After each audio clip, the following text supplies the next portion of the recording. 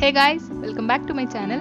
இன்னைக்கு நம்ம வீடியோல இளநீர் பாயாசம் எப்படி செய்யறது அப்படினு பார்க்கலாம். நம்ம நிறைய பாயாசம் வந்து வீட்ல ட்ரை பண்ணிருப்போம். ஆனா இந்த பாயாசம் நீங்க ட்ரை பண்ணீங்க அப்படினா செஞ்சு 10 நிமிஷத்துலயே அது கண்டிப்பா காலி ஆயிடும். ஏன்னா அந்த அளவுக்கு இது ரொம்ப டேஸ்டியான ஒரு பாயாசம். இது செய்யறது ரொம்ப சிம்பிள் and easy. இது எப்படி செய்யறது அப்படின்றதை இப்ப பார்க்கலாம். வீடியோக்குள்ள போறதுக்கு முன்னாடி இதுவரைக்கும் நீங்க இந்த சேனலை சப்ஸ்கிரைப் பண்ணலனா ப்ளீஸ் மறக்காம சப்ஸ்கிரைப் பண்ணிக்கோங்க.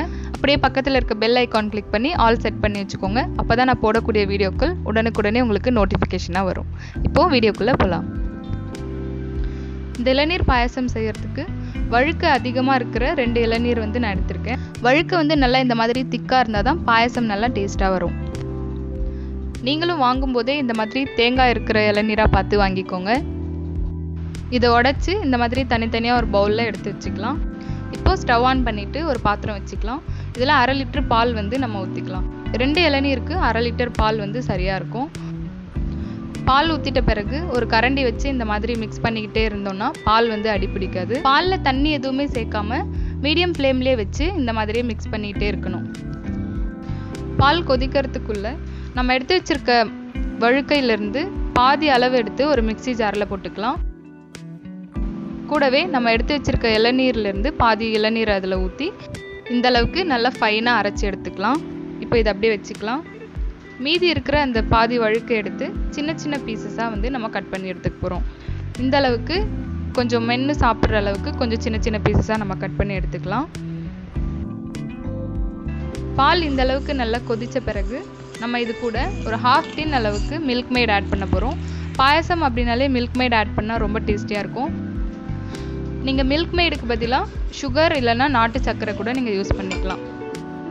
மில்க் மேட் ஆட் பண்ணிட்ட பிறகு நல்ல ஒரு தடவை இந்த மாதிரி மிக்ஸ் பண்ணி விட்டுக்கோங்க. மிக்ஸ் பண்ணி விட்ட பிறகு நம்ம மிக்ஸில அரைச்சு வச்சிருக்க இந்த இளநீரையும் இது கூட சேர்த்துக்கலாம். சேர்த்து நல்லா இந்த மாதிரி மிக்ஸ் பண்ணிட்டு மீடியம் ஃப்ளேம்லயே வச்சு ஒரு 5 மினிட்ஸ் அப்படியே விட்டுறலாம்.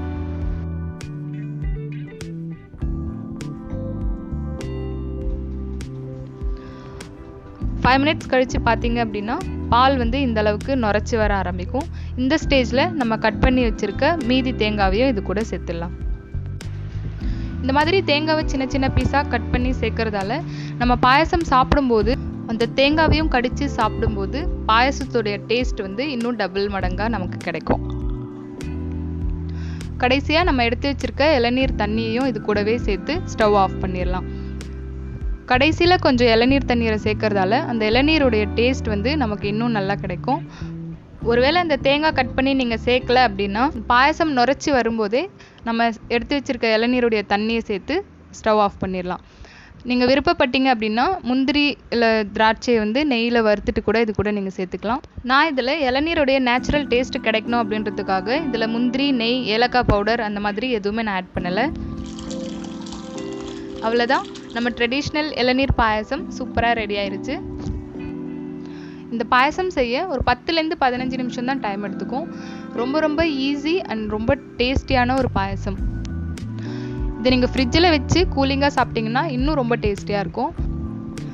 ஸோ இப்போ ஃபெஸ்டிவல் சீசனும் ஸ்டார்ட் ஆயிடுச்சு.